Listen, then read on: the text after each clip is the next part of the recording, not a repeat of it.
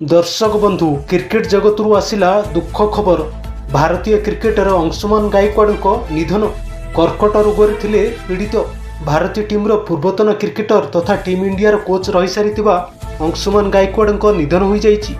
दीर्घ दिन धरी कर्कट रोग आक्रांत थिले अंशुमान।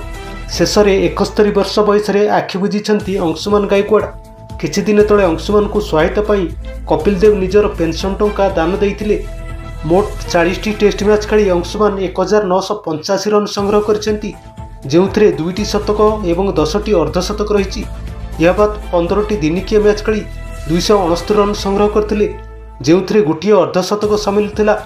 1997 रु 1999 पर्यंत भारतीय क्रिकेट टीम हेड कोच रही। तेबे दीर्घ दिन धरी अंशुमान रक्त कर्कट पीड़ित थिले। एपरिक सहयोग लगी आगे आसते बहु वरिष्ठ क्रिकेटर कपिल देव, महेंद्र अमरनाथ, संदीप पाटिल, मदन लाल, कीर्ति आजाद परी साथी खेलाड़ी आगू आसी। यह सहित भारतीय क्रिकेट बोर्ड 1 कोटी टंकार सहायता राशि घोषणा करथिले।